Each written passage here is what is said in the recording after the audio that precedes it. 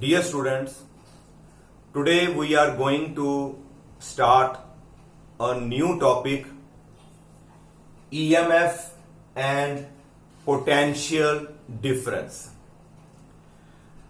Now, first of all, we will discuss what is EMF.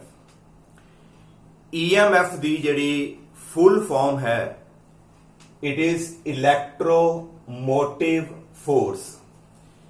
EMF the full form electromotive force. Now ਆਓ ਇਸ ਨੂੰ ਜਿਹੜਾ ਅਸੀਂ diagram ਦੇ ਥਰੂ ਜਿਹੜਾ ਹੈ ਡਿਟੇਲ ਦੇ ਵਿੱਚ ਆਪਾਂ ਸਟੱਡੀ ਕਰਦੇ ਹਾਂ। ਸਾਨੂੰ ਪਤਾ ਹੈ ਕਿ ਕਰੰਟ ਕਿਸੇ ਵੀ ਸਰਕਟ ਦੇ ਵਿੱਚ ਤਾਂ ਫਲੋ ਕਰਦਾ ਹੈ ਜੇਕਰ ਉਸ ਸਰਕਟ ਦੇ ਜਿਹੜੇ ਐਂਡਸ ਨੇ ਉੱਥੇ ਸਾਡੇ ਕੋਲ ਪੋਟੈਂਸ਼ੀਅਲ ਡਿਫਰੈਂਸ ਹੋਏ। ਜਿੰਨਾ ਚਿਰ ਪੋਟੈਂਸ਼ੀਅਲ ਡਿਫਰੈਂਸ ਨਹੀਂ ਹੋਏਗਾ ਤੇ ਕਰੰਟ ਫਲੋ ਨਹੀਂ ਕਰ ਸਕਦਾ। ਤੇ ਉਹ ਡਿਵਾਈਸ ਜਿਹੜਾ different parts of the circuit ਦੇ ਵਿੱਚ ਪੋਟੈਂਸ਼ੀਅਲ ਡਿਫਰੈਂਸ ਨੂੰ ਮੇਨਟੇਨ ਕਰਦਾ ਹੈ, ਜਿਹੜਾ ਡਿਵਾਈਸ ਇਹ ਪੋਟੈਂਸ਼ੀਅਲ ਡਿਫਰੈਂਸ ਨੂੰ ਮੇਨਟੇਨ ਕਰਦਾ ਹੈ, ਉਸ ਨੂੰ ਅਸੀਂ ਜਿਹੜਾ ਹੈ EMF ਬੋਲਦੇ ਹਾਂ, ਇਲੈਕਟ੍ਰੋਮੋਟਿਵ ਫੋਰਸ। ਜੇ EMF ਹੀ ਨਹੀਂ ਹੈ ਤੇ ਸਾਡੇ ਕੋਲ ਜਿਹੜਾ ਹੈ ਫਿਰ ਪੋਟੈਂਸ਼ੀਅਲ ਡਿਫਰੈਂਸ ਨਹੀਂ ਆਏਗਾ। ਤੇ ਪੋਟੈਂਸ਼ੀਅਲ ਡਿਫਰੈਂਸ ਇਹਦਾ ਮਤਲਬ ਹੈ ਸੋਰਸ ਆਫ EMF ਤੋਂ ਪੈਦਾ ਹੁੰਦਾ ਹੈ। ਨਾਓ ਉਹ EMF ਫਿਰ ਅਸੀਂ ਲਿਆਣੀ ਕਿੱਥੋਂ ਆ? ਉਹ ਕਿਹੜਾ ਡਿਵਾਈਸ ਹੈ? ਉਹ ਜਿਹੜਾ ਸਾਡਾ ਡਿਵਾਈਸ ਹੁੰਦਾ ਹੈ ਉਸ ਨੂੰ ਅਸੀਂ ਬੋਲਦੇ ਹਾਂ battery. And that battery is a source of EMF which provide the necessary potential difference. ਇਸ ਤੋਂ ਬਿਨਾ, ਇਸ ਬੈਟਰੀ ਤੋਂ ਬਿਨਾ ਸਾਡਾ ਜਿਹੜਾ ਹੈ necessary potential difference ਜਿਹੜਾ ਹੈ ਉਹ ਕ੍ਰੀਏਟ ਨਹੀਂ ਹੋ ਸਕਦਾ। Now this is the seat of EMF. ਇਹਨੂੰ ਅਸੀਂ ਬੋਲਦੇ ਹਾਂ ਇਹ EMF ਦੀ ਸੀਟ ਹੈ ਜਿੰਨੇ ਸਾਰਾ ਪੋਟੈਂਸ਼ੀਅਲ ਡਿਫਰੈਂਸ ਜਿਹੜਾ ਹੈ ਮੇਨਟੇਨ ਕਰਨਾ ਹੈ ਪੂਰੇ ਸਰਕਟ ਦੇ ਵਿੱਚੋਂ। ਨਾਓ ਦਿਸ ਇਜ਼ ਬੈਟਰੀ। ਬੈਟਰੀ ਜਿਹੜੀ ਹੈ ਕਾਹਦੀ ਬਣਦੀ ਹੈ? ਬੈਟਰੀ ਜਿਹੜੀ ਹੈ ਸੈਲਸ ਨੂੰ ਆਪਸ ਵਿੱਚ ਜੋੜ ਕੇ ਬਣਾਈ ਜਾਂਦੀ ਹੈ। If the number of cells are connected in series, then the arrangement so obtained is called battery. Now ਇਹ ਸਾਡੇ ਕੋਲ ਇੱਕ ਸੈੱਲ ਹੈ, ਆਲਰੇਡੀ ਅਸੀਂ ਡਿਸਕਸ ਕੀਤਾ ਹੈ ਕਿ ਇੱਕ ਟਰਮੀਨਲ ਪੋਜ਼ਿਟਿਵ ਇੱਕ negative. This is a cell. ਜਿਹੜੀ ਵੱਡੀ ਲਾਈਨ ਹੈ ਇਹ ਪੋਜ਼ਿਟਿਵ, ਜਿਹੜੀ ਛੋਟੀ ਲਾਈਨ ਹੈ ਉਹ ਨੈਗੇਟਿਵ। ਤੇ ਜੇਕਰ ਅਸੀਂ ਇਹਦਾ ਨੈਗੇਟਿਵ ਟਰਮੀਨਲ ਦੁਬਾਰਾ ਪੋਜ਼ਿਟਿਵ ਨਾਲ ਜੋੜ ਦਈਏ ਅਗਲੇ ਸੈੱਲ ਦੇ ਨਾਲ, ਇਸ ਤਰ੍ਹਾਂ ਦੋ ਸੈੱਲ ਜਿਹੜੇ ਅਸੀਂ ਸੀਰੀਜ਼ 'ਚ ਜੋੜ ਦਈਏ, ਇਹਨੂੰ ਅਸੀਂ ਬੋਲਦੇ ਹਾਂ ਕਿ ਇਹ ਸਾਡੀ ਜਿਹੜੀ ਹੈ ਇੱਕ ਬੈਟਰੀ ਬਣ ਗਈ। ਬੈਟਰੀ ਜਿਹੜੀਆਂ ਕਈ ਤਰ੍ਹਾਂ ਦੀਆਂ ਆਉਂਦੀਆਂ, ਇਹਨੂੰ ਅਸੀਂ ਬਾਅਦ ਵਿੱਚੋਂ ਜਿਹੜਾ ਹੈ ਅਸੀਂ ਡਿਸਕਸ ਕਰਾਂਗੇ। Now this is a battery. Battery ਦਾ ਇੱਕ ਪੋਜ਼ਿਟਿਵ ਟਰਮੀਨਲ ਹੈ, ਇੱਕ ਬੈਟਰੀ ਦਾ ਜਿਹੜਾ ਹੈ ਨੈਗੇਟਿਵ ਟਰਮੀਨਲ ਹੈ। ਨਾਓ in this circle diagram, here you are seeing a battery B. It supply current I through external resistance. ਜਿਹੜਾ ਕੈਪੀਟਲ R ਹੈ ਇਸ ਨੂੰ ਅਸੀਂ ਬੋਲਦੇ ਹਾਂ ਐਕਸਟਰਨਲ ਰੈਜ਼ਿਸਟੈਂਸ, ਜਿਹਨੂੰ ਇਹਨੇ ਕਰੰਟ ਦੇਣਾ ਹੈ। ਫੋਰ ਐਗਜ਼ਾਮਪਲ ਇੱਥੇ ਤੁਸੀਂ ਬਲਬ ਲਗਾਤਾ ਤੇ ਇਹ ਕਰੰਟ ਜਿਹੜਾ ਹੈ ਸਪਲਾਈ ਕਰੇਗੀ ਬਲਬ ਨੂੰ, ਤੇ ਬਲਬ ਦੀ ਜਿਹੜੀ ਰੈਜ਼ਿਸਟੈਂਸ ਹੋਏਗੀ ਉਹ ਹੋ ਜਾਏਗੀ ਸਾਡੀ ਐਕਸਟਰਨਲ ਰੈਜ਼ਿਸਟੈਂਸ। ਨਾਓ ਇੱਥੋਂ ਕਰੰਟ ਜਿਹੜਾ ਫਲੋ ਹੋਇਆ ਰੈਜ਼ਿਸਟੈਂਸ ਦੇ ਵਿੱਚੋਂ ਲੰਘੇਗਾ, ਬਾਅਦ ਵਿੱਚੋਂ ਜਿਹੜਾ ਹੈ ਕਰੰਟ ਨੈਗੇਟਿਵ ਟਰਮੀਨਲ ਤੇ ਪਹੁੰਚੇਗਾ। then the current will reach at the negative terminal. Now ਪਹਿਲਾਂ ਅਸੀਂ ਆਲਰੇਡੀ ਡਿਸਕਸ ਕਰ ਚੁੱਕੇ ਹਾਂ ਕਿ ਜਿੱਧਰ ਨੂੰ ਕਰੰਟ ਫਲੋ ਕਰਦਾ ਹੈ ਉਧਰ ਹੀ ਸਾਡਾ ਜਿਹੜਾ ਹੈ ਪੋਜ਼ਿਟਿਵ ਚਾਰਜ ਜਿਹੜਾ ਹੈ ਉਹ ਮੂਵ ਕਰਦਾ ਹੈ। ਜੇ ਕਰੰਟ ਸਾਡਾ ਇਸ ਡਾਇਰੈਕਸ਼ਨ 'ਚ ਫਲੋ ਕਰ ਰਿਹਾ ਹੈ, ਇਹਦਾ ਮਤਲਬ ਇਸੇ ਡਾਇਰੈਕਸ਼ਨ ਦੇ ਵਿੱਚ ਸਾਡਾ ਜਿਹੜਾ ਹੈ ਉਹ ਪੋਜ਼ਿਟਿਵ ਚਾਰਜ ਵੀ ਜਿਹੜਾ ਉਹ ਮੂਵ ਕਰੇਗਾ। ਕਰੰਟ ਫਲੋ ਕਰਦਾ ਹੈ ਹਾਈ ਪੋਟੈਂਸ਼ੀਅਲ ਤੋਂ, ਪੋਜ਼ਿਟਿਵ ਪੋਟੈਂਸ਼ੀਅਲ ਦਾ ਮਤਲਬ high potential. Current flow from high potential to the low potential through wire. Wire ਦੇ ਵਿੱਚੋਂ ਜਿਹੜਾ ਹੈ ਕਰੰਟ ਫਲੋ ਕਰਦਾ ਹੈ। ਕਈ ਬੱਚੇ ਕਹਿੰਦੇ ਇਸ ਤਰ੍ਹਾਂ ਪੋਜ਼ਿਟਿਵ ਟੂ ਨੈਗੇਟਿਵ, ਇਸ ਤਰ੍ਹਾਂ ਨਹੀਂ ਕਹਿਣਾ, ਇਹ ਤੁਹਾਡਾ ਜਿਹੜਾ ਬੈਟਰੀ ਦੇ ਵਿੱਚੋਂ ਨਹੀਂ, the current flow from high potential to the negative potential, low potential through the external resistance. Now ਜੇ ਕਰੰਟ ਤੁਹਾਡਾ ਹਾਈ ਟੂ ਲੋ ਜਾਂਦਾ ਹੈ ਤੇ ਇਹਦਾ ਮਤਲਬ ਸਾਡਾ ਜਿਹੜਾ ਪੋਜ਼ਿਟਿਵ ਚਾਰਜ ਵੀ ਜਿਹੜਾ ਹੈ ਉਹ ਵੀ high potential to low potential ਵਾਲੇ ਪਾਸੇ ਜਿਹੜਾ ਹੈ ਉਹ ਮੂਵ ਕਰਨਾ ਸ਼ੁਰੂ ਹੋ ਜਾਂਦਾ ਹੈ। ਨਾਓ ਇਸ ਚਾਰਜ ਨੂੰ ਮੂਵ ਕੌਣ ਕਰਾ ਰਿਹਾ ਹੈ?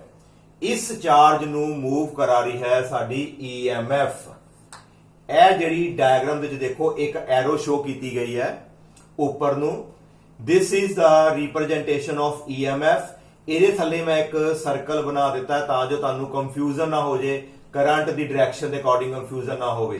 ਇਹ ਸਾਡੀ EMF ਹੈ ਜਿਹੜੀ ਕਰੰਟ ਨੂੰ ਨਾਲ ਨਾਲ ਜਿਹੜਾ ਹੈ ਉਹ ਲੈ ਕੇ ਜਾ ਰਹੀ ਹੈ।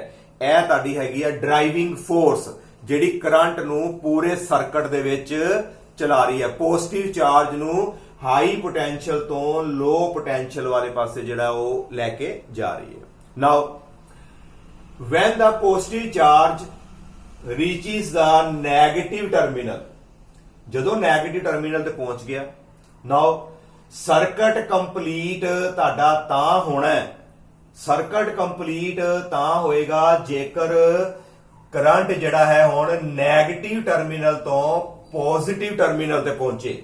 ਹਾਂਜੀ ਇੱਥੋਂ ਕਰੰਟ ਸਟਾਰਟ ਹੋਇਆ, ਇੱਥੇ ਗਿਆ, ਹੁਣ ਕਰੰਟ ਨੈਗੇਟਿਵ ਟੂ ਪੋਜ਼ਿਟਿਵ ਜਾਣਾ ਪਏਗਾ ਥਰੂ ਦਾ ਬੈਟਰੀ। ਇਹਦਾ ਮਤਲਬ ਕਰੰਟ ਨੂੰ ਹੁਣ ਬੈਟਰੀ ਦੇ ਵਿੱਚੋਂ ਲੰਘ ਕੇ ਜਾਣਾ ਪਏਗਾ, ਤਦੇ ਹੀ ਸਾਡਾ ਜਿਹੜਾ ਹੈ ਲੂਪ ਸਰਕਟ ਜਿਹੜਾ ਹੈ ਉਹ ਕੰਪਲੀਟ ਹੋਏਗਾ।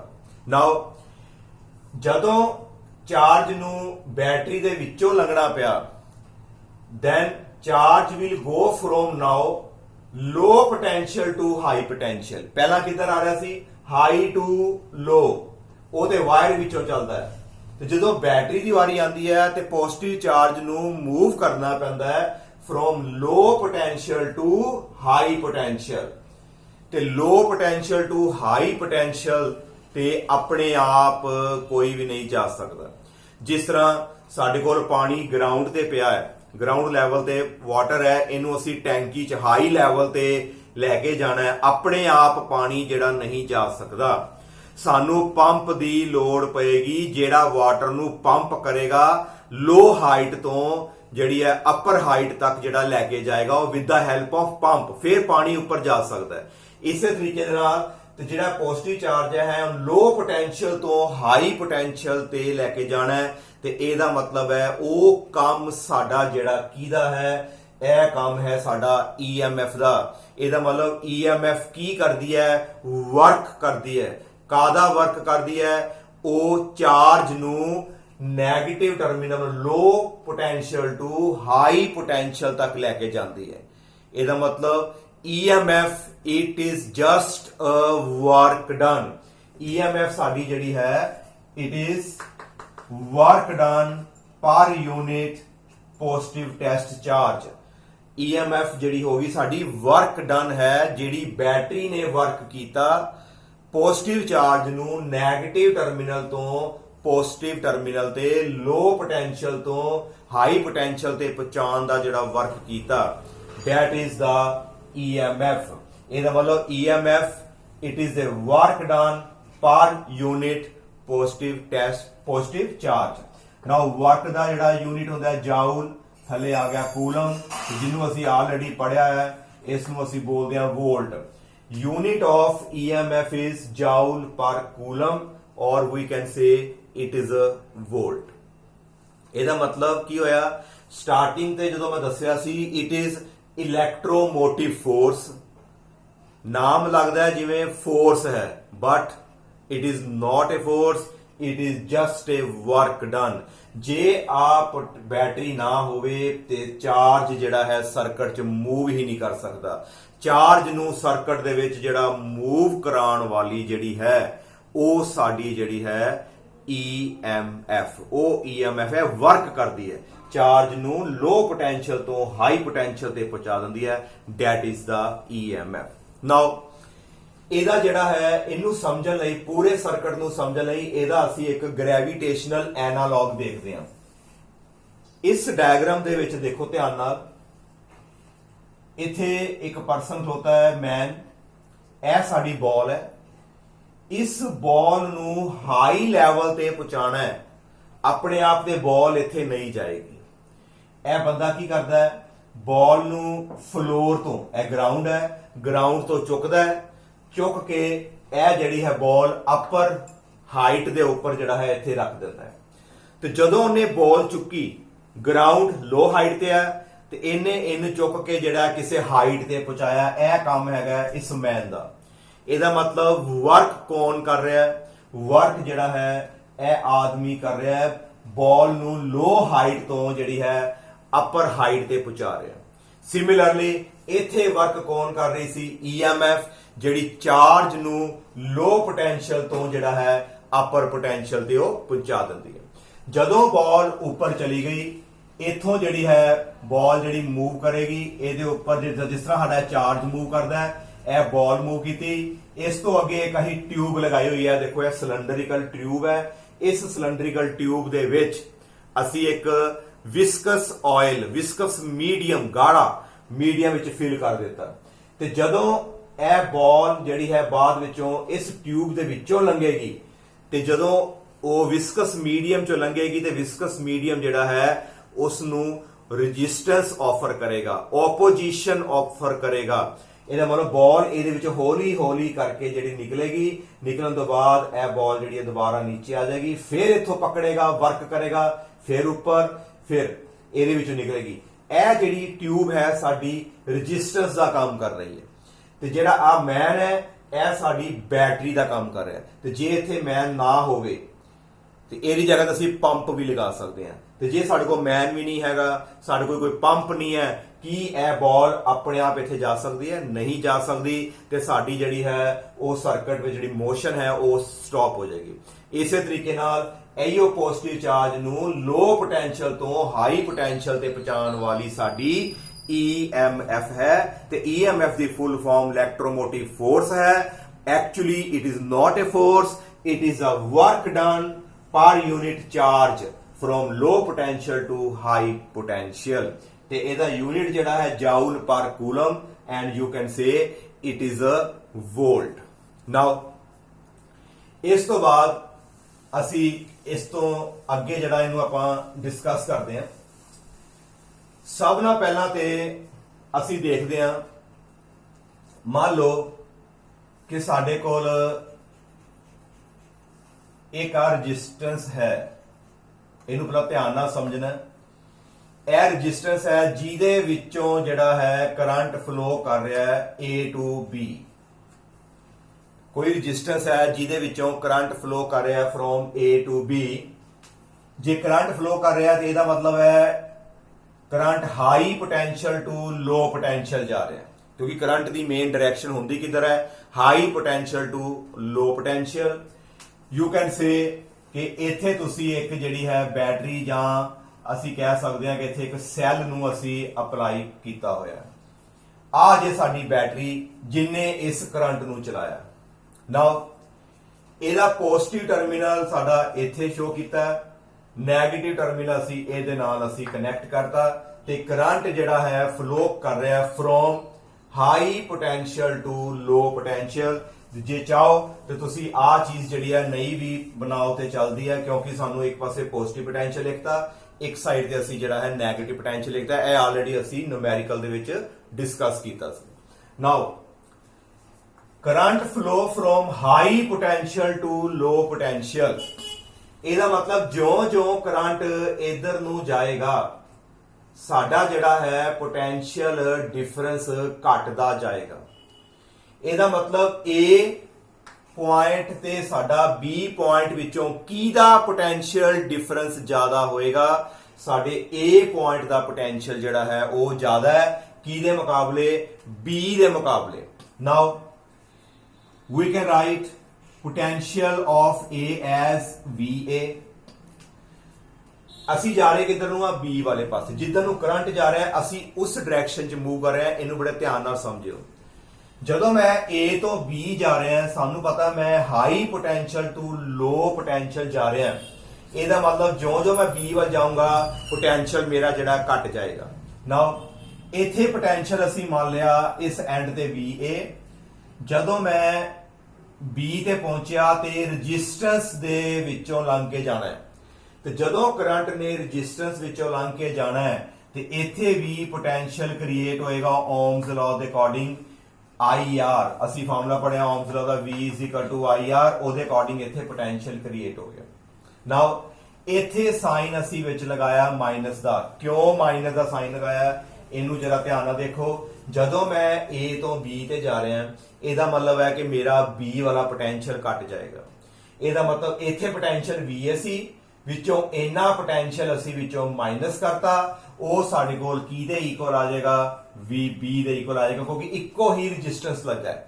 ਜੇ ਅੰਦਰ ਦੋ ਰੈਜ਼ਿਸਟੈਂਸ ਲੱਗੇ ਹੁੰਦੇ ਤੇ ਇਹਦੇ ਵਿੱਚੋਂ ਪਹਿਲਾਂ A ਦਾ ਪੋਟੈਂਸ਼ੀਅਲ ਮਾਈਨਸ ਕਰਨਾ ਸੀ, ਇਸ ਤੋਂ ਅੱਗੇ ਹੋਰ ਰੈਜ਼ਿਸਟੈਂਸ ਹੈ ਉਹਦਾ ਪੋਟੈਂਸ਼ੀਅਲ ਮਾਈਨਸ ਕਰਨਾ ਸੀ। Now only one resistance.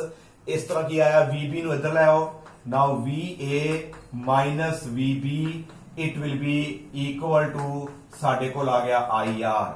Now this is the potential difference between point A and B। ਕਿਹਦੇ ਇਕੁਅਲ ਆਇਆ ਸਾਡਾ, it is equal to IR।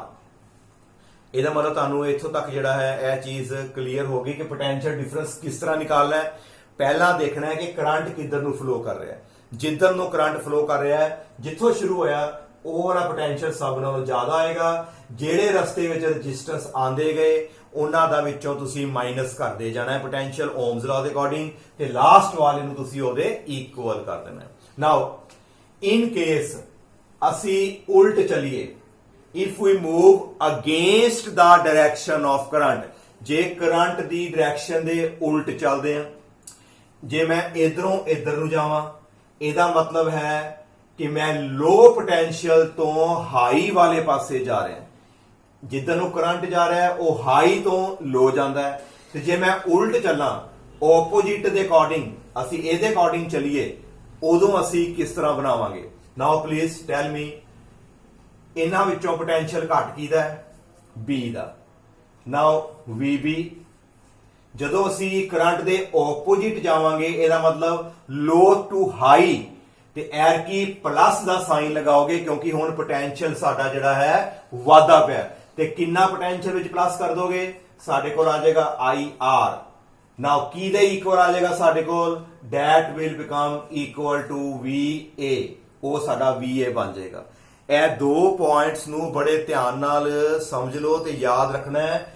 High to ਲੋ ਜਾ ਰਹੇ ਆ ਤੇ ਵਿਚਕਾਰ ਵਾਲੇ ਜਿਹੜੇ ਪੋਟੈਂਸ਼ੀਅਲ ਆਣਗੇ ਵਿੱਚੋਂ ਮਾਈਨਸ ਕਰੀ ਜਾਇਓ, ਫਿਰ ਅਖੀਰ ਵਾਲੇ ਦੀ ਇਕੁਅਲ। ਤੇ ਜੇ ਅਸੀਂ ਲੋ ਟੂ ਹਾਈ ਜਾ ਰਹੇ ਆ, ਇਹਦਾ ਮਤਲਬ ਪਹਿਲਾਂ ਇਹਨਾਂ ਪੋਟੈਂਸ਼ੀਅਲ ਕਿੰਨਾ VB, ਤੇ ਹਾਈ ਵਾਲੇ ਪਾਸੇ ਜਾ ਰਹੇ ਆ ਤਾਂ ਪੋਟੈਂਸ਼ੀਅਲ ਵਧੇਗਾ, ਤੇ ਜੇ ਵਧੇਗਾ ਤੇ ਫਿਰ ਇਹਨਾਂ ਨੂੰ ਵਿੱਚ ਕੀ ਕਰਦਾ ਅਸੀਂ ਪਲੱਸ ਕਰਾਂਗੇ IR। ਇਕੁਅਲ ਕਿਹਦੇ ਆ ਗਿਆ ਸਾਡੇ ਕੋਲ, VA, and we get VB ਨੂੰ ਉਧਰ ਲੈ ਜਾਓ, we get VA minus VB, VA minus VB again ਸਾਡੇ ਕੋਲ ਇਕੁਅਲ ਟੂ IR। ਫਾਰਮੂਲਾ ਦੇਖੋ ਸੇਮ ਹੀ ਆਇਆ, ਬਟ ਮੇਰਾ ਮੇਨ ਮਕਸਦ ਸੀਗਾ ਕਿ ਤੁਹਾਨੂੰ ਸਮਝ ਲੱਗ ਜਾਏ ਕਿ ਤੁਸੀਂ ਪੋਟੈਂਸ਼ੀਅਲ ਡਿਫਰੈਂਸ ਨਿਕਾਲਣਾ ਕਿਵੇਂ ਹੈ। ਜੇ ਕਰੰਟ ਦੀ ਡਾਇਰੈਕਸ਼ਨ 'ਚ ਜਾਣਾ ਹੈ ਤੇ ਫਿਰ ਪਹਿਲਾਂ ਜਿੱਥੋਂ ਸ਼ੁਰੂ ਹੋਏ ਉਹਦਾ ਪੋਟੈਂਸ਼ੀਅਲ ਲਿਖੋ, ਤੇ ਰਸਤੇ ਵਾਲੇ ਪੋਟੈਂਸ਼ੀਅਲ ਮਾਈਨਸ ਕਰਦੇ ਜਾਓ ਕਿਉਂਕਿ ਲੋ ਵਾਲੇ ਪਾਸੇ ਜਾ ਰਹੇ ਆ। ਤੇ ਜੇ ਕਰੰਟ ਦੇ ਆਪੋਜੀਟ ਜਾਣਾ ਹੈ ਤੇ ਫਿਰ ਸਾਨੂੰ ਜਿਹੜਾ ਹੈ ਉੱਥੇ ਪਲੱਸ ਕਰਨਾ ਪਏਗਾ। ਨਾਓ ਕਮ ਟੂ ਨੈਕਸਟ। ਇਸ ਤੋਂ ਬਾਅਦ ਜਿਹੜਾ ਅਸੀਂ ਪਹਿਲਾ ਸਰਕਟ ਬਣਾਇਆ ਸੀ ਉਹਨੂੰ ਬੜਾ ਆਪਾਂ ਧਿਆਨ ਨਾਲ ਦੇਖਦੇ ਹਾਂ। ਮੰਨ ਲਓ ਕਿ ਸਾਡੇ ਕੋਲ ਇਹ ਇੱਕ ਬੈਟਰੀ ਹੈ, ਇਹ ਸਾਡਾ ਐਕਸਟਰਨਲ ਰੈਜ਼ਿਸਟੈਂਸ R, ਇਹ ਸਾਡਾ ਪੋਜ਼ਿਟਿਵ ਟਰਮੀਨਲ, ਆ ਨੈਗੇਟਿਵ, ਆ ਸਾਡਾ ਹੈਗੀ ਆ ਬੈਟਰੀ ਜਿਹਨੂੰ ਅਸੀਂ ਲਿਖ ਦਿੱਤਾ EMF ਉਹਦੀ ਕਿੰਨੀ ਹੈਗੀ ਹੈ ਸਾਡੀ, E ਹੈ। ਨਾਓ ਕਰੰਟ ਇਸ ਤਰ੍ਹਾਂ ਫਲੋ ਕਰੇਗਾ ਤੇ ਪੋਜ਼ਿਟਿਵ ਚਾਰਜ ਵੀ ਇਸੇ ਡਾਇਰੈਕਸ਼ਨ ਦੇ ਵਿੱਚ ਹੀ ਜਿਹੜਾ ਹੈ ਉਹ ਫਲੋ ਕਰੇਗਾ। ਨਾਓ ਜਦੋਂ ਪੋਜ਼ਿਟਿਵ ਚਾਰਜ ਮੂਵ ਕਰਦਾ ਕਰਦਾ ਵਾਇਰ ਦੇ ਵਿੱਚੋਂ ਸਾਡੇ ਕੋਲ ਨੈਗੇਟਿਵ ਟਰਮੀਨਲ ਤੇ ਪਹੁੰਚਿਆ ਸੀ, ਆਪਾਂ ਪਿੱਛੇ ਡਿਸਕਸ ਕੀਤਾ, ਜਦੋਂ ਚਾਰਜ ਨੈਗੇਟਿਵ ਟਰਮੀਨਲ ਤੇ ਪਹੁੰਚਿਆ ਸੀ ਤੇ ਇੱਥੋਂ ਚਾਰਜ ਨੂੰ ਪੋਜ਼ਿਟਿਵ ਟਰਮੀਨਲ ਤੇ ਕਿੰਨੇ ਪਹੁੰਚਾਇਆ ਸੀ EMF ਨੇ। ਬੈਟਰੀ ਦਾ ਕੰਮ ਹੈ, ਉਹਨੇ ਵਰਕ ਕੀਤਾ ਚਾਰਜ ਨੂੰ ਲੋ ਪੋਟੈਂਸ਼ੀਅਲ ਤੋਂ ਉਹਨੇ ਹਾਈ ਪੋਟੈਂਸ਼ੀਅਲ ਵਾਲੇ ਪਾਸੇ ਮੂਵ ਕਰਾਤਾ। ਬਟ ਜਿਹੜੀ ਬੈਟਰੀ ਹੈ, ਬੈਟਰੀ ਦੇ ਅੰਦਰ ਕਹਿਣ ਦਾ ਮਤਲਬ ਜਿਹੜਾ ਸਾਡਾ ਸੈੱਲ ਹੈ, ਸੈੱਲ ਦੇ ਅੰਦਰ ਸਾਨੂੰ ਪਤਾ ਹੈ ਕਿ ਦੋ ਜਿਹੜੇ ਨੇ ਸਾਡੇ ਇਲੈਕਟ੍ਰੋਡਸ ਹੁੰਦੇ ਨੇ ਤੇ ਨਾਲ ਵਿੱਚ ਅਸੀਂ ਜਿਹੜਾ ਹੈ ਇਲੈਕਟ੍ਰੋਲਾਈਟ ਫਿਲ ਕੀਤਾ ਹੁੰਦਾ ਹੈ। ਬੈਟਰੀ ਕਾਹਦੀ ਬਣਦੀ ਹੈ ਕਿ ਸਾਡੇ ਕੋਲ ਇਲੈਕਟ੍ਰੋਲਾਈਟ ਤੇ ਨਾਲ ਹੈ ਦੋ ਇਲੈਕਟ੍ਰੋਡ, ਇੱਕ ਪੋਜ਼ਿਟਿਵ ਤੇ ਇੱਕ ਕਿਹੜਾ ਹੋ ਗਿਆ ਸਾਡੇ ਕੋਲ ਨੈਗੇਟਿਵ। ਇਹ ਦੋ ਸਾਡੇ ਨੇ ਇਲੈਕਟ੍ਰੋਡਸ, ਪੋਜ਼ਿਟਿਵ ਤੇ ਨੈਗੇਟਿਵ। ਤੇ ਜਿਹੜਾ ਆ ਜਿਹੜੀ ਵਿੱਚ ਸਪੇਸ ਅਸੀਂ ਸ਼ੋ ਕਰਦੇ ਆ, ਇਹ ਹੈਗਾ ਸਾਡਾ ਵਿੱਚ ਇਲੈਕਟ੍ਰੋਲਾਈਟ, ਜਿਹੜਾ ਵਿੱਚ ਅਸੀਂ ਲਿਕੁਇਡ ਕੋਈ ਫਿਲ ਕੀਤਾ, ਕੋਈ ਸੋਲੂਸ਼ਨ ਜਿਹੜਾ ਵਿੱਚ ਅਸੀਂ ਪਾਇਆ, ਉਹ ਇਲੈਕਟ੍ਰੋਲਾਈਟ ਹੈ। ਨਾਓ ਜਦੋਂ ਕਰੰਟ ਪੋਜ਼ਿਟਿਵ ਤੋਂ ਤੁਰ ਕੇ ਨੈਗੇਟਿਵ ਤੱਕ ਆਇਆ, ਸਰਕਟ ਕੰਪਲੀਟ ਤਾਂ ਹੋਏਗਾ, ਲੂਪ ਕੰਪਲੀਟ ਤਾਂ ਹੋਏਗਾ। ਹੁਣ ਕਰੰਟ ਨੂੰ ਬੈਟਰੀ ਦੇ ਵਿੱਚੋਂ ਲੰਘਣਾ ਪਏਗਾ ਤੇ ਜਦੋਂ ਕਰੰਟ ਬੈਟਰੀ ਦੇ ਵਿੱਚੋਂ ਲੰਘੇਗਾ, ਕਹਿਣ ਦਾ ਮਤਲਬ ਹੈ ਕਿ ਕਰੰਟ ਨੂੰ ਇਲੈਕਟ੍ਰੋਲਾਈਟ ਦੇ ਵਿੱਚੋਂ ਦੀ ਲੰਘਣਾ ਪਏਗਾ ਤੇ ਉਹ ਜਿਹੜਾ ਇਲੈਕਟ੍ਰੋਲਾਈਟ ਹੈ, ਇਟ ਆਫਰ ਰੈਜ਼ਿਸਟੈਂਸ, ਉਹ ਰੈਜ਼ਿਸਟੈਂਸ ਆਫਰ ਕਰਦਾ ਹੈ। And that resistance offered ਬਾय the electrolyte, it is called internal resistance. ਉਸ ਨੂੰ ਅਸੀਂ ਜਿਹੜਾ ਨਾਮ ਦਿੱਤਾ, ਇੱਕ ਹੋਰ ਰੈਜ਼ਿਸਟੈਂਸ ਆ ਗਈ ਤੁਹਾਡੇ ਕੋਲ, this is called internal resistance. ਹਾਂਜੀ, ਫਿਰ ਦੇਖੋ, ਜਦੋਂ ਤੱਕ ਕਰੰਟ ਵਾਇਰ ਦੇ ਵਿੱਚੋਂ ਜਾ ਰਿਹਾ, ਇਹ ਸਾਡੀ ਐਕਸਟਰਨਲ ਰੈਜ਼ਿਸਟੈਂਸ ਹੈ, ਐਕਸਟਰਨਲ ਬਾਹਰ ਵਾਲੀ। ਤੇ ਜਦੋਂ ਕਰੰਟ ਨੇ ਨੈਗੇਟਿਵ ਟੂ ਪੋਜ਼ਿਟਿਵ ਬੈਟਰੀ ਦੇ ਵਿੱਚੋਂ ਦੀ ਲੰਘਣਾ ਹੈ, ਉਦੋਂ ਕਰੰਟ ਨੂੰ ਇਲੈਕਟ੍ਰੋਲਾਈਟ ਦੇ ਵਿੱਚੋਂ ਲੰਘਣਾ ਪਏਗਾ। ਤੇ ਜਦੋਂ ਕਰੰਟ ਇਲੈਕਟ੍ਰੋਲਾਈਟ ਦੇ ਵਿੱਚੋਂ ਲੰਘਦਾ ਹੈ ਤੇ ਇਲੈਕਟ੍ਰੋਲਾਈਟ ਵੀ ਰੈਜ਼ਿਸਟੈਂਸ ਆਫਰ ਕਰਦਾ ਹੈ ਕਰੰਟ ਨੂੰ, and that resistance is called internal resistance. ਜਿੱਥੇ ਵਰਡ ਇੰਟਰਨਲ ਆਵੇ, ਇਹਦਾ ਮਤਲਬ ਹੈ ਕਿ ਇਹ ਸੈੱਲ ਦੀ ਆਪਣੀ ਰੈਜ਼ਿਸਟੈਂਸ ਹੈ। ਇਹ ਰੈਜ਼ਿਸਟੈਂਸ ਇਲੈਕਟ੍ਰੋਲਾਈਟ ਕਰਕੇ ਜਿਹੜੀ ਹੈ ਉਹ ਪੈਦਾ ਹੁੰਦੀ ਹੈ। ਤੇ ਸਾਡੇ ਕੋਲ ਜਿਹੜੀ ਹੈ ਇਲੈਕਟ੍ਰੋਲਾਈਟ ਕਈ ਤਰ੍ਹਾਂ ਦੇ ਨੇ, ਕਈਆਂ ਦੀ ਕੰਡਕਟਿਵਿਟੀ ਬਹੁਤ ਵਧੀਆ ਹੈ, ਕਈਆਂ ਦੀ ਕੰਡਕਟਿਵਿਟੀ ਘੱਟ ਹੈ। ਇਹਦਾ ਮਤਲਬ ਹਰ ਇੱਕ ਇਲੈਕਟ੍ਰੋਲਾਈਟ ਦੀ ਇੰਟਰਨਲ ਰੈਜ਼ਿਸਟੈਂਸ ਦੇ ਵਿੱਚ ਫਰਕ ਪੈਂਦਾ ਜਾਂਦਾ ਹੈ। ਨਾਓ ਮੇਨ ਟੌਪਿਕ ਸਾਡਾ ਅੱਜ ਇੰਟਰਨਲ ਰੈਜ਼ਿਸਟੈਂਸ ਨਹੀਂ ਹੈ, ਪਰ ਸਾਨੂੰ ਇੱਥੇ ਕੁਝ ਡਿਸਕਸ ਕਰ ਪੈਣਾ ਸੀ, ਇਸ ਕਰਕੇ ਮੈਂ ਇਹਨੂੰ ਡਿਸਕਸ ਕਰ ਰਿਹਾ। ਨਾਓ that internal resistance is represented by small r, external resistance capital R, ਤੇ ਜਿਹੜੀ ਸਾਡੀ ਇੰਟਰਨਲ ਰੈਜ਼ਿਸਟੈਂਸ ਹੈ ਇਹਨੂੰ ਹਮੇਸ਼ਾ ਸਮਾਲ r ਦੇ ਨਾਲ ਅਸੀਂ ਰਿਪਰੈਜ਼ੈਂਟ ਕਰਾਂਗੇ। ਤੇ ਇੰਟਰਨਲ ਰੈਜ਼ਿਸਟੈਂਸ ਜਿਹੜੀ ਹੈ, it is the resistance of the cell. ਇਹ ਸੈੱਲ ਦੀ ਜਿਹੜੀ ਹੈ ਆਪਣੀ ਰੈਜ਼ਿਸਟੈਂਸ ਹੈ।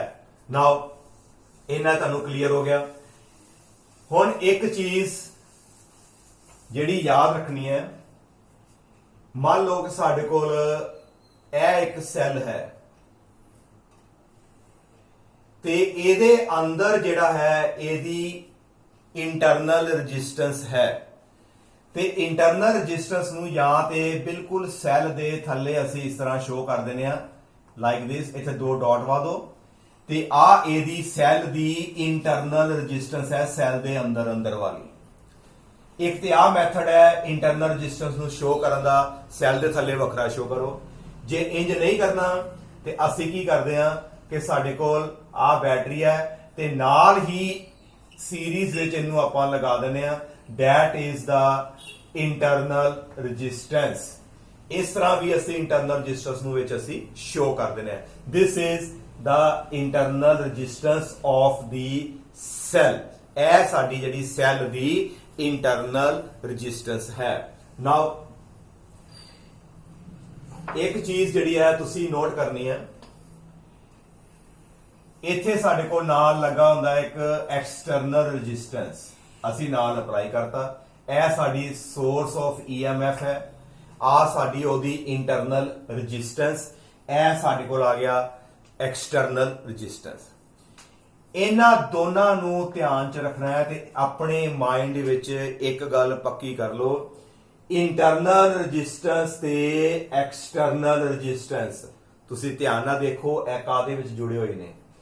ਇੱਕੋ ਹੀ ਰਸਤਾ ਹੈ ਕਰੰਟ ਨੂੰ ਫਲੋ ਕਰਨ ਦਾ। ਦੇਖੋ ਕਹਿਣ ਦਾ ਮਤਲਬ ਸਮਾਲ ਆਰ ਤੇ ਕੈਪੀਟਲ ਆਰ ਦੇ ਆਰ ਇਨ ਸੀਰੀਜ਼। ਆਪਣੇ ਮਾਈਂਡ 'ਚ ਰੱਖਣਾ ਹੈ ਕੌਣ ਕੌਣ ਹਮੇਸ਼ਾ ਆਪਸ ਵਿੱਚ ਜਿਹੜੇ ਨੇ ਸੀਰੀਜ਼ ਵਿੱਚ ਕਨੈਕਟ ਹੁੰਦੇ ਨੇ। Internal resistance and external resistance they are connected in series. ਤੇ ਇਸ ਸਰਕਟ ਦੀ ਟੋਟਲ ਰੈਜ਼ਿਸਟੈਂਸ ਜਿਹੜੀ ਆਏਗੀ, ਟੋਟਲ ਰੈਜ਼ਿਸਟੈਂਸ ਕਿੰਨੀ ਆਏਗੀ, R प्लस R। इस सर्किट की टोटल रजिस्टेंस आ जाएगी R प्लस R, क्योंकि सीरीज में सीधे ऐड करते हैं R1 प्लस R2। इत्थे की बन जाएगा capital R plus small r। This is the total resistance of this circuit. Now ਜਦੋਂ ਸੈੱਲ ਨੂੰ ਫਰੈਸ਼ਲੀ ਪ੍ਰਪੇਅਰ ਕੀਤਾ ਹੁੰਦਾ ਹੈ, ਹਲੇ ਸੈੱਲ ਸਾਡਾ ਜਿਹੜਾ ਤਾਜ਼ਾ ਬਣਿਆ, ਉਸ ਟਾਈਮ ਦੇ ਉੱਤੇ ਤੁਸੀਂ ਦੇਖੋਗੇ ਕਰੰਟ ਦੀ ਸਪਲਾਈ ਬਹੁਤ ਵਧੀਆ ਹੁੰਦੀ ਹੈ। ਤੇ ਕਰੰਟ ਦੀ ਸਪਲਾਈ ਵਧੀਆ ਇਸ ਕਰਕੇ ਹੁੰਦੀ ਹੈ ਕਿ ਉਸ ਟਾਈਮ ਦੇ ਉੱਤੇ ਸੈੱਲ ਦਾ ਇੰਟਰਨਲ ਰੈਜ਼ਿਸਟੈਂਸ ਬਹੁਤ ਘੱਟ ਹੁੰਦਾ ਹੈ ਤੇ ਕਰੰਟ ਬੜੀ ਈਜ਼ੀਲੀ ਜਿਹੜਾ ਹੈ ਉਹ ਇਲੈਕਟ੍ਰੋਲਾਈਟ ਦੇ ਵਿੱਚੋਂ ਜਿਹੜਾ ਹੈ ਨੈਗੇਟਿਵ ਟਰਮੀਨਲ ਤੋਂ ਪੋਜ਼ਿਟਿਵ ਟਰਮੀਨਲ ਜਿਹੜਾ ਉਹ ਪਹੁੰਚ ਜਾਂਦਾ ਹੈ। ਫਰੈਸ਼ਲੀ ਪ੍ਰਪੇਅਰਡ ਸੈੱਲ ਦੀ ਇੰਟਰਨਲ ਰੈਜ਼ਿਸਟੈਂਸ ਜਿਹੜੀ ਹੈ ਬਹੁਤ ਘੱਟ ਹੁੰਦੀ ਹੈ। ਜਿਉਂ-ਜਿਉਂ ਸੈੱਲ ਨੂੰ ਅਸੀਂ ਵਰਤਦੇ ਜਾਂਦੇ ਆ ਤਿਉਂ ਕੀ ਹੁੰਦਾ ਹੈ ਕਿ ਸਾਡੇ ਕੋਲ ਜਿਹੜੀ ਹੈ ਇੰਟਰਨਲ ਰੈਜ਼ਿਸਟੈਂਸ ਜਿਹੜੀ ਹੈ ਉਹ ਵੱਧਦੀ ਜਾਂਦੀ ਹੈ। ਤੇ ਜਦੋਂ ਇੰਟਰਨਲ ਰੈਜ਼ਿਸਟੈਂਸ ਵੱਧਦੀ ਸਾਡੀ ਇਨਫਾਈਨਾਈਟ ਹੋ ਜਾਂਦੀ ਹੈ ਤੇ ਫਿਰ ਕੀ ਹੁੰਦਾ ਹੈ ਕਿ ਕਰੰਟ ਜਿਹੜਾ ਹੈ, ਫੋਰ ਐਗਜ਼ਾਮਪਲ ਇੱਥੋਂ ਕਰੰਟ ਆ ਰਿਹਾ ਪੋਜ਼ਿਟਿਵ ਤੋਂ, ਇਧਰ ਆਏਗਾ I, ਇਹਦੇ ਵਿੱਚੋਂ ਜਦੋਂ ਨਿਕਲੇਗਾ ਆ ਰੈਜ਼ਿਸਟੈਂਸ ਇਹਦੇ ਅੰਦਰ ਹੈ, ਆਪਾਂ ਸ਼ੋ ਬਾਹਰ ਕਰਦੇ ਆ ਹੈਗੀ ਇਹਦੇ ਅੰਦਰ ਹੈ। ਜਦੋਂ ਆ ਇਨਫਾਈਨਾਈਟ ਹੋ ਗਈ ਤੇ ਇਹਨੇ ਕੀ ਕਰਨਾ ਹੈ, ਕਰੰਟ ਨੂੰ ਨਿਕਲਣ ਹੀ ਨਹੀਂ ਦੇਣਾ। ਰੈਜ਼ਿਸਟੈਂਸ ਹੀ ਇੰਨੀ ਜ਼ਿਆਦਾ ਹੋ ਗਈ ਕਿ ਕਰੰਟ ਨੈਗੇਟਿਵ ਟੂ ਪੋਜ਼ਿਟਿਵ ਨਹੀਂ ਜਾ ਪਾਏਗਾ ਤੇ ਸਾਡਾ ਸਰਕਟ ਵਿੱਚ ਕਰੰਟ ਜਿਹੜਾ ਫਲੋ ਹੋਣਾ ਉਹ ਬੰਦ ਹੋ ਜਾਂਦਾ। ਅਸੀਂ ਕਹਿੰਦੇ ਵੀ ਸੈੱਲ ਸਾਡਾ ਖਰਾਬ ਹੋ ਗਿਆ। ਸੈੱਲ ਖਰਾਬ ਹੋਣ ਦਾ ਮਤਲਬ ਉਹਦੀ ਇੰਟਰਨਲ ਰੈਜ਼ਿਸਟੈਂਸ ਜਿਹੜੀ ਹੈ ਉਹ ਇਨਫਾਈਨਾਈਟ ਹੋ ਚੁੱਕੀ ਹੈ। ਨਾਓ ਇੰਟਰਨਲ ਰੈਜ਼ਿਸਟੈਂਸ ਜਿਹੜੀ ਹੈ ਉਹ ਕਈ ਫੈਕਟਰਸ ਦੇ ਉੱਪਰ ਜਿਹੜੀ ਹੈ ਉਹ ਡਿਪੈਂਡ ਕਰਦੀ ਹੈ। Internal resistance depends upon so many factors. Number 1, it depend upon nature of the electrode. Electrode the nature ਦੇ ਉੱਪਰ ਜਿਹੜੀ ਹੈ ਡਿਪੈਂਡ ਕਰਦੀ ਹੈ। ਜੇ ਅਸੀਂ ਇਲੈਕਟ੍ਰੋਡ ਚੇਂਜ ਕਰ ਦਾਂਗੇ ਉਦੋਂ ਸਾਡੀ ਜਿਹੜੀ ਹੈ EMF ਵੀ ਸਾਡੀ ਜਿਹੜੀ ਹੈ ਉਹ ਚੇਂਜ ਹੋ ਜਾਂਦੀ ਹੈ। ਪਹਿਲਾ ਯਾਦ ਰੱਖਣਾ ਹੈ ਇਲੈਕਟ੍ਰੋਡ ਦੀ ਨੇਚਰ ਦੇ ਉੱਪਰ ਜਿਹੜੀ ਹੈ ਸਾਡੀ ਇੰਟਰਨਲ ਰੈਜ਼ਿਸਟੈਂਸ ਡਿਪੈਂਡ ਕਰਦੀ ਹੈ। ਕਈ ਤਰ੍ਹਾਂ ਦੇ ਸੈੱਲ ਨੇ ਸਾਡੇ ਕੋਲ, ਜਿਸ ਤਰ੍ਹਾਂ ਇੱਕ ਹੁੰਦੇ ਆ ਚਾਰਜੇਬਲ ਤੇ ਇੱਕ ਹੁੰਦੇ ਆ ਜਿਹੜੇ ਆ ਨੌਨ ਚਾਰਜੇਬਲ। ਇੱਕ ਨੂੰ ਅਸੀਂ ਚਾਰਜ ਕਰ ਸਕਦੇ ਆ, ਕਿਸੇ ਨੂੰ ਚਾਰਜ ਨਹੀਂ ਕਰ ਸਕਦੇ। ਜਿਹੜਾ ਸਾਡਾ ਘੜੀਆਂ 'ਚ ਸੈੱਲ ਪਾਉਂਦੇ ਆ ਪੈਨਸਿਲ ਸੈੱਲ, ਉਹਨੂੰ ਡਰਾਈ ਸੈੱਲ ਬੋਲਦੇ ਆ, ਉਹਨੂੰ ਅਸੀਂ ਚਾਰਜ ਨਹੀਂ ਕਰਦੇ, ਅਸੀਂ ਸੁੱਟ ਦਿੰਦੇ ਆ। ਇਸ ਤਰ੍ਹਾਂ ਸਾਡੇ ਕੋਲ ਵੋਲਟਾ ਸੈੱਲ ਹੈ, ਲਕਲਾਂਚੇ ਸੈੱਲ ਹੈ, ਡੈਨੀਅਲ ਸੈੱਲ ਨੇ, ਇਹਨਾਂ ਨੂੰ ਅਸੀਂ ਜਿਹੜਾ ਹੈ ਚਾਰਜ ਨਹੀਂ ਕਰ ਸਕਦੇ। ਤੇ ਕਈ ਸਾਡੀਆਂ ਜਿਹੜੀਆਂ ਬੈਟਰੀਆਂ ਨੇ, ਜਿਸ ਤਰ੍ਹਾਂ ਮੋਬਾਈਲ ਦੀਆਂ ਜਾਂ ਸਾਡੀ ਇਨਵਰਟਰ ਦੀ ਬੈਟਰੀ ਹੈ, ਉਹ ਦੁਬਾਰਾ ਚਾਰਜ ਹੋ ਜਾਂਦੀ ਹੈ, ਰੀਚਾਰਜੇਬਲ ਹੈ ਸਾਡੀ। ਨਾਓ ਹਰ ਇੱਕ ਬੈਟਰੀ ਦੇ ਅੰਦਰ ਇਲੈਕਟ੍ਰੋਡ ਦੀ ਜਿਹੜੀ ਨੇਚਰ ਦਾ ਫਰਕ ਹੈ ਤੇ ਇਲੈਕਟ੍ਰੋਡ ਚੇਂਜ ਕਰੋਗੇ ਸਾਡੀ EMF ਵੀ ਚੇਂਜ ਹੁੰਦੀ ਹੈ, ਸਾਡੀ ਇੰਟਰਨਲ ਰੈਜ਼ਿਸਟੈਂਸ ਦੇ ਉੱਪਰ ਫਰਕ ਪੈਂਦਾ ਹੈ। ਦੂਸਰਾ ਜਿਹੜਾ ਇੰਟਰਨਲ ਰੈਜ਼ਿਸਟੈਂਸ ਹੈ ਇਲੈਕਟ੍ਰੋਲਾਈਟ ਦੀ ਨੇਚਰ ਦੇ ਉੱਪਰ ਵੀ ਡਿਪੈਂਡ ਕਰਦਾ ਹੈ। ਇਲੈਕਟ੍ਰੋਲਾਈਟ ਦੀ ਜੇ ਕੰਡਕਟਿਵਿਟੀ ਜ਼ਿਆਦਾ ਹੈ, ਬੜੀ ਵਧੀਆ ਕਰੰਟ ਵਿੱਚ ਫਲੋ ਕਰੇਗਾ, ਤੇ ਇਹਦਾ ਮਤਲਬ ਹੈ ਕਿ ਉਹਦੀ ਇੰਟਰਨਲ ਰੈਜ਼ਿਸਟੈਂਸ ਜਿਹੜੀ ਹੈ ਘੱਟ ਹੋਏਗੀ। ਇਲੈਕਟ੍ਰੋਲਾਈਟ ਦੀ ਕੰਡਕਟਿਵਿਟੀ ਦੇ ਉੱਪਰ ਵੀ ਸਾਡੀ ਜਿਹੜੀ ਹੈ ਇੰਟਰਨਲ ਰੈਜ਼ਿਸਟੈਂਸ ਡਿਪੈਂਡ ਕਰਦੀ ਹੈ। ਪਹਿਲਾ ਇਲੈਕਟ੍ਰੋਡ ਦੀ ਨੇਚਰ ਤੇ, ਦੂਸਰਾ ਇਲੈਕਟ੍ਰੋਲਾਈਟ ਦੀ ਨੇਚਰ ਦੇ ਉੱਪਰ ਵੀ ਇੰਟਰਨਲ ਰੈਜ਼ਿਸਟੈਂਸ ਡਿਪੈਂਡ ਕਰਦੀ ਹੈ। ਕਿਸ ਤਰ੍ਹਾਂ ਡਿਪੈਂਡ ਕਰਦੀ ਹੈ? Greater the conductivity less will be the internal resistance. ਤੀਸਰਾ ਫੈਕਟਰ ਹੈ ਸਾਡੇ ਕੋਲ ਇਹ ਦੋ ਇਲੈਕਟ੍ਰੋਡ ਨੇ, ਇੱਕ ਪੋਜ਼ਿਟਿਵ ਤੇ ਇੱਕ ਨੈਗੇਟਿਵ। ਆਹ ਸੈੱਲ ਦੇ ਇਲੈਕਟ੍ਰੋਡ, ਇਹਦੇ ਅੰਦਰ ਹੈਗਾ ਸਾਡਾ ਇਲੈਕਟ੍ਰੋਲਾਈਟ। ਜੇ ਇਹਨਾਂ ਵਿੱਚ ਗੈਪ ਤੁਸੀਂ ਜ਼ਿਆਦਾ ਕਰ ਦੋ, ਇਲੈਕਟ੍ਰੋਡਸ ਜਿਹੜੇ ਨੇ ਅਸੀਂ ਦੂਰ ਕਰ ਦਿੱਤੇ, ਦੂਰ ਕਰ ਦਿੱਤੇ, ਇਹਨਾਂ ਵਿੱਚ ਸੈਪਰੇਸ਼ਨ ਅਸੀਂ ਇਨਕਰੀਜ਼ ਕਰਤੀ, ਫਿਰ ਕੀ ਹੋਏਗਾ ਕਿ ਜਦੋਂ ਕਰੰਟ ਨੇ ਨੈਗੇਟਿਵ ਤੋਂ ਪੋਜ਼ਿਟਿਵ ਵਾਲੇ ਪਾਸੇ ਜਾਣਾ ਹੈ ਤੇ ਕਰੰਟ ਨੂੰ ਜ਼ਿਆਦਾ ਡਿਸਟੈਂਸ ਕਵਰ ਕਰਨਾ ਪਏਗਾ। ਜਦੋਂ ਇਲੈਕਟ੍ਰੋਨ ਦੂਰ ਕਰ ਦੋਗੇ ਤੇ ਜਦੋਂ ਕਰੰਟ ਇੱਥੋਂ ਆ ਰਿਹਾ ਹੈ ਇਧਰਲੇ ਪਾਸੇ ਤੇ ਉਹਨੇ ਨੈਗੇਟਿਵ ਟੂ ਪੋਜ਼ਿਟਿਵ ਜਾਣਾ ਹੈ, ਤੇ ਜੇ ਇਲੈਕਟ੍ਰੋਡ ਅਸੀਂ ਦੂਰ ਕਰ ਦਿੱਤੇ ਨੇ ਤੇ ਕਰੰਟ ਨੂੰ ਜ਼ਿਆਦਾ ਡਿਸਟੈਂਸ ਜਿਹੜਾ ਕਵਰ ਕਰਨਾ ਪਏਗਾ। ਤੇ ਅਸੀਂ ਪੜਿਆ ਕਿ resistance is directly proportional to length. ਜਿੰਨੀ ਲੈਂਥ ਉਹਨੂੰ ਜ਼ਿਆਦਾ ਕਵਰ ਕਰਨੀ ਪਏਗੀ, ਜਿੰਨਾ ਡਿਸਟੈਂਸ ਕਰੰਟ ਨੂੰ ਜ਼ਿਆਦਾ ਕਵਰ ਕਰਨਾ ਪਏਗਾ, ਓਨੀ ਸਾਡੀ ਜਿਹੜੀ ਰੈਜ਼ਿਸਟੈਂਸ ਵੀ ਜ਼ਿਆਦਾ ਹੋ ਜਾਏਗੀ। ਇਹਦਾ ਮਤਲਬ ਇੰਟਰਨਲ ਰੈਜ਼ਿਸਟੈਂਸ ਜਿਹੜੀ ਹੈ ਸੈਪਰੇਸ਼ਨ ਦੇ ਉੱਪਰ ਵੀ ਡਿਪੈਂਡ ਕਰਦੀ ਹੈ। greater the separation between two electrode, greater will be the internal resistance। ਇਸ ਕਰਕੇ ਜਦੋਂ ਵੀ ਸੈੱਲ ਬਣਾਉਣਾ ਹੈ ਤੇ ਇਹਨਾਂ ਵਿੱਚ ਸੈਪਰੇਸ਼ਨ ਜ਼ਿਆਦਾ ਨਹੀਂ ਰੱਖਣੀ, ਅਦਰਵਾਈਜ਼ ਤੁਹਾਡਾ ਇੰਟਰਨਲ ਰੈਜ਼ਿਸਟੈਂਸ ਜਿਹੜਾ ਹੈ ਉਹ ਵੱਧ ਜਾਂਦਾ ਹੈ।